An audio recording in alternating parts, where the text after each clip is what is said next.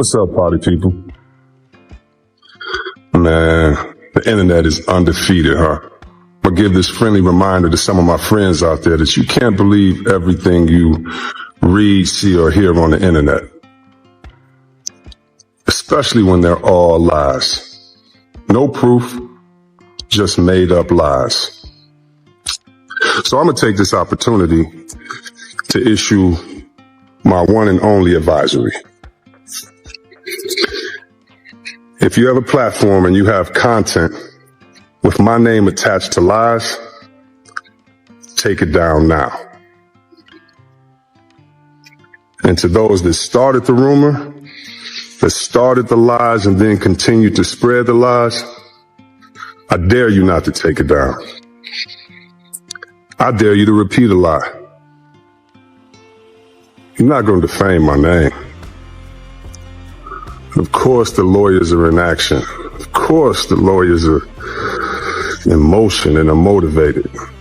You can't board in that condition. The words hung heavy in the air. The old man looked down at his faded shoes, then met the young crew member's stern gaze. Passengers watched, murmuring. Some quietly chuckled. They saw an old man, but no one knew what battles this veteran had survived, what sacrifices he had made. Not until a deep, commanding voice from behind broke the silence. A man in uniform stepped forward and said, "Let me say this once. He's the reason we're even flying today." If you believe dignity should never be ignored, comment, respect below, and share this. William Carter, at 82 years old, lived a solitary life in a small, weathered wooden cabin nestled deep within the quiet, rolling plains of rural Kansas. Every morning, without fail, he rose before dawn, at precisely 5 o'clock. His routine was simple yet disciplined, a series of leg stretches, gentle knee bends, and a few light physical exercises. Despite relying on a prosthetic right leg, a constant reminder of a past he rarely spoke of, William maintained an impressive and fiercely guarded independence, handling every aspect of his daily life with quiet dignity. His home was humble, filled with the echoes of a life lived fully and without pretense. Beside the stone fireplace, a sturdy ancient wooden shelf held a single, unassuming square wooden box. This box wasn't merely a container. It was a sanctuary of memories. Inside, carefully folded, lay a vibrant red beret, its crimson hue still rich despite the passage of decades. Beside it, a faded photograph, yellowed with time, captured a group of young, determined faces, his squadron, circa 1969. And beneath these treasured artifacts, a single, brittle, yellowed letter. Its inscription, in a hand that was once his own, read, "Only open if one day you forget who you are." It was a safeguard against the erosion of time, a tether to his identity. Today was no ordinary day. It marked a pilgrimage. William was embarking on a journey to the nation's capital, a solemn expedition to attend the memorial service for the 126th Airborne Unit, the elite Special Forces unit he once commanded. A unit that had played a pivotal role in the legendary Operation Thunderfield. His attire for the journey was as unpretentious as his life: a worn brown jacket, faded khaki trousers, and a pair of leather shoes, their soles thin from countless miles, yet meticulously clean and polished. His only luggage was a canvas crossbody bag. Inside, a printout of his plane ticket from the public library, his official military ID, the formal invitation to the memorial, and that cherished red beret, carefully folded, awaiting its moment. He arrived at the sprawling airport more than an hour early, a testament to his ingrained military punctuality. Finding a quiet corner in the bustling waiting area, he sat patiently, a silent observer amidst the vibrant tapestry of modern life. Young travelers dragged sleek suitcases, their faces illuminated by phone screens. Families, giddy with excitement, posed for selfies beneath the illuminated flight boards. William didn't feel out of place, nor did he feel lonely. He simply understood that he was living a different era, a different rhythm. He was a sentinel of a bygone time, carrying history in his quiet demeanor, a stark contrast to the fleeting moments of the present. At Gate D12, the air was thick with anticipation. William, holding his paper ticket, stood patiently in the boarding line, his posture straight, a quiet dignity in his bearing. As he approached the podium, a young female airline employee, Claire Harper, no older than 27, with a tightly pulled-back ponytail and an air of crisp efficiency, stepped forward. Her hand went up, a barrier. "Sir," she began, her tone clipped, "this section is for priority boarding. Do you have a priority pass?" William calmly extended his ticket, the humble paper, a stark contrast to the sleek digital passes of others. "Seat 23C," he stated, his voice soft but clear. Claire's brow furrowed slightly, a flicker of impatience crossing her face. Her eyes scanned the ticket, then returned to William. "Do you have proper identification and medical clearance to fly alone?" she pressed, her voice laced with an edge of suspicion, implying he might be a burden. He reached into his worn leather wallet, its edges softened by years of use, and produced his military identification card. Claire took it, flipping it over, then back again, her expression unchanging. She gave a subtle shake of her head. "I'm sorry, sir. This isn't valid for domestic boarding. Please step aside and wait. We'll need to verify your credentials." A ripple went through the line. A few passengers recoiled subtly. Their glances darted toward William as if he had somehow trespassed into a forbidden first-class lounge. A young man, barely 30, with an expensive watch glinting on his wrist, chuckled derisively. "Old man probably trying to fly for free," he muttered, loud enough for others to hear, drawing a few snickers. Claire, her mouth a tight line, didn't hesitate. She discreetly dialed her phone, her voice dropping to a whisper as she spoke into the receiver. "Possible mental confusion case at gate D12. Need assistance." William remained perfectly still, his composure unwavering. He offered no protest, no argument. His hand rested lightly on the strap of his canvas bag, a familiar comfort. His gaze drifted past Claire, past the impatient faces, and out toward the expansive glass window, where a massive aircraft sat on the tarmac, its engines a quiet hum preparing for refueling. It was a scene he knew well, a silent connection to the mechanical marvels that soared through the skies. Airport security soon arrived. Two burly men in dark uniforms. They approached William, their expressions stern. "Sir, we need you to cooperate for a medical assessment at the airport's clinic," one of them stated, his voice firm but not overtly aggressive. William, without a word, produced another document, a military medical clearance form, stamped and dated just 2 months prior, clearly indicating his fitness to travel. Claire glanced at it but didn't bother to read the contents. "This isn't recognized by airport protocol," she declared, her tone final.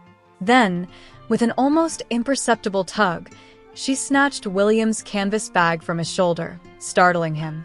The red beret, which had been nestled carefully inside, tumbled out, landing softly on the polished floor. An elderly woman nearby, her face etched with a lifetime of memories, gasped softly. "That hat," she whispered, her voice tinged with a distant recollection. No one seemed to hear her. A young man, drawn by the commotion, began recording on his phone. Another shook his head in quiet disapproval. William, however, simply stood there, his eyes fixed on the fallen beret. He had nothing left to prove. His silence spoke volumes, louder than any shouted defense. Across the bustling concourse, directly opposite gate D12, a man in a crisp dark suit set down his half-finished latte. His name was General Philip Maddox, a distinguished 4-star general, serving as a special advisor to the Air Mobility Command. He had just arrived from a connecting flight, the fatigue of travel etched momentarily on his face. But then his gaze, sharp and honed by years of commanding attention, fell upon the small, vibrant splash of crimson lying on the polished floor near the gate. The red beret. A jolt went through him. His expression, moments ago weary, hardened, transforming into a mask of grim recognition. Without a second thought, Maddox moved. His strides were long, purposeful, eating up the distance between the coffee stand and the escalating scene at the gate. His voice, when he spoke, was a low rumble, but it carried an undeniable authority that cut through the murmur of the crowd. "Excuse me," he boomed, his eyes sweeping over Claire and the airport security. "Who removed this man from boarding?" Claire, startled by the sudden intrusion, stumbled over her words. "Sir, this passenger lacks appropriate credentials and may not be mentally fit to." "Stop." Maddox's hand shot up, a definitive gesture that silenced her mid-sentence. His eyes, now like chips of granite, fixed on her. "Your name?" "Claire Harper," she stammered, her face suddenly pale, realizing the gravity of the man confronting her. Maddox didn't waste another second on her. He turned his gaze, softening almost imperceptibly, as it landed on William, who still stood in quiet defiance. His voice, though still firm, held a profound respect. "Colonel William Carter, sir." William, though surprised by the recognition, gave a slight, almost imperceptible nod. The simple gesture was all Maddox needed. Without hesitation, the four-star general snapped to attention, his posture rigid with military precision, and brought his hand to a sharp, respectful salute. His voice, now ringing with unshakable conviction, echoed through the vast, suddenly silent waiting area, reaching every ear. "Ladies and gentlemen," Maddox declared, his eyes sweeping over the stunned passengers, "this man is Colonel William Carter. He is the former commander of Operation Thunderfield, and the reason I am standing here today, the very reason I am alive and able to fly on this plane, is because he dragged me out of a burning wreck in 1969 under a hail of enemy fire." The entire concourse seemed to freeze. The young man who had been filming slowly lowered his phone, the glowing screen now a silent, forgotten rectangle. Claire Harper's face drained of all color, her jaw slack. The security guards, who had been about to forcefully escort William away, stiffened, their expressions shifting from stern authority to shocked reverence. Maddox's gaze returned to Claire. His voice dropped to a dangerous, icy whisper that still carried.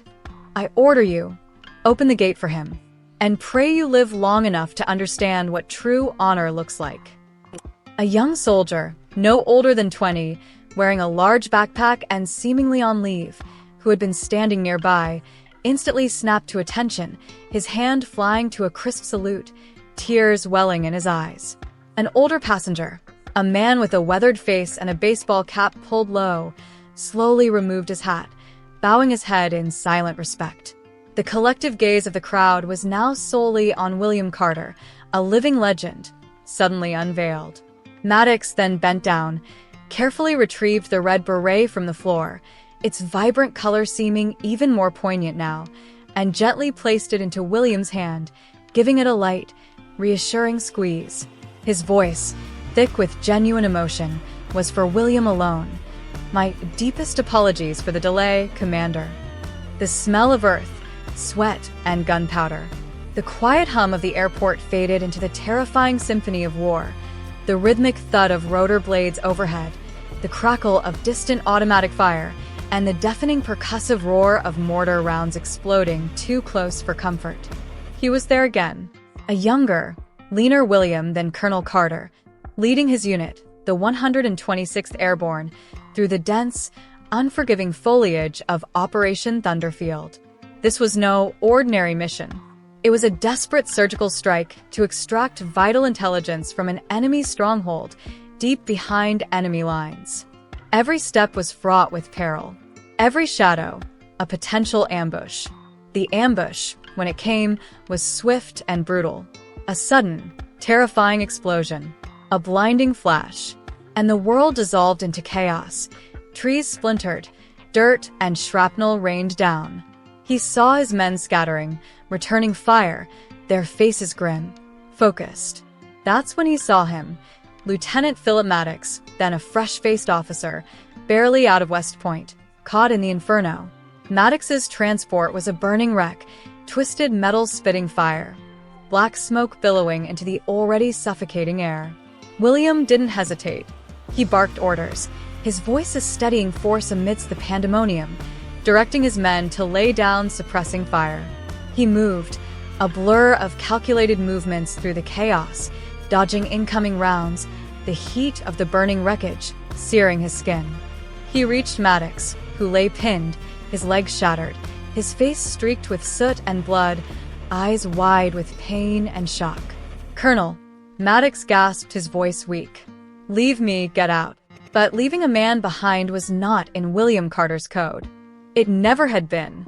As he worked to free Maddox, he heard a guttural scream nearby. Sergeant Miller, a young, earnest soldier, lay clutching his stomach, his eyes glazing over.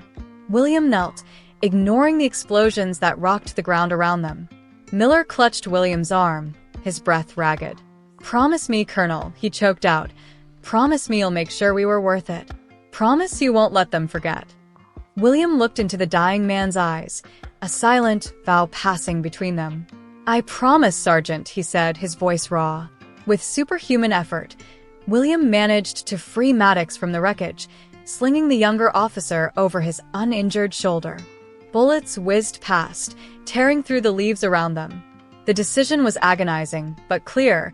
He would not abandon the injured. Not while he still drew breath.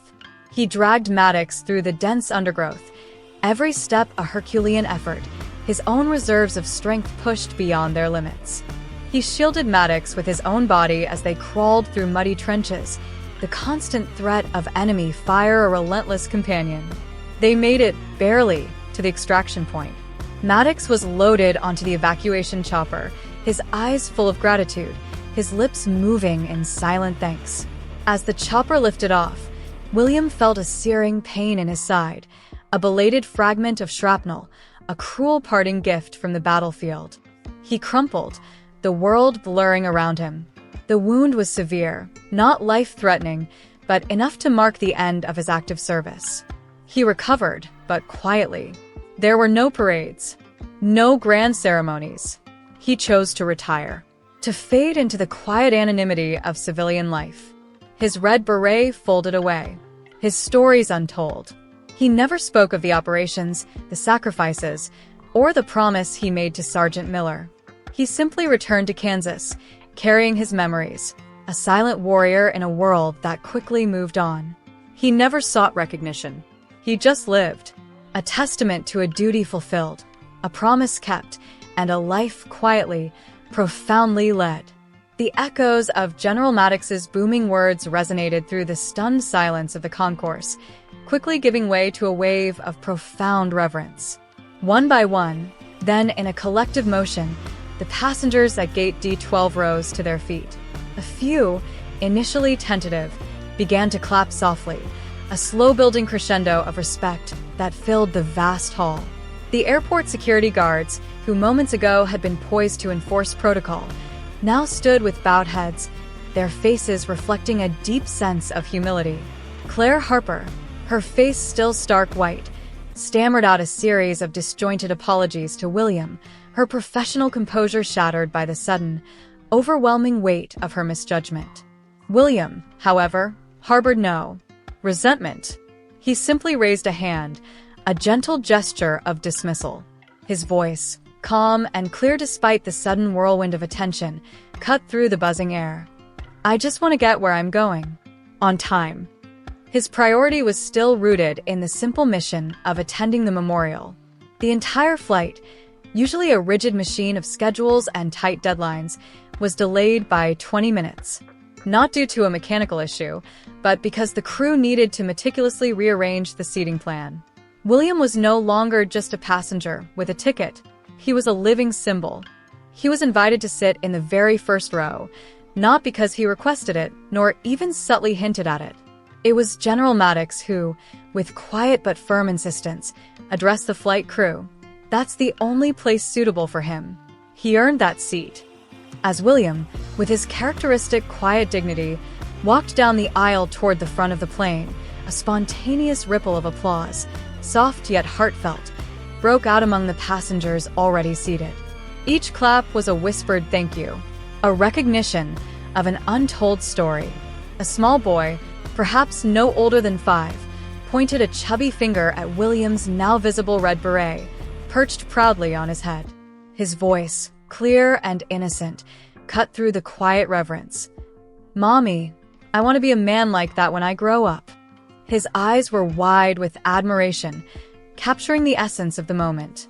William settled into his seat, the soft hum of the aircraft engines a familiar comfort. He looked out the window, the vast expanse of the runway slowly receding as the plane taxied for takeoff. The sun, a golden orb in the morning sky, cast long, angled shadows, illuminating the deep lines and creases on his forehead. Each one a testament to a life lived, battles fought, and burdens carried. He wasn't seeking this newfound attention. It was simply a byproduct of an unexpected yet deserved revelation. In the quiet solitude of his mind, he heard a whisper, a promise from decades ago, a voice from his past. "Don't forget who you are." And in that moment, he knew he never would.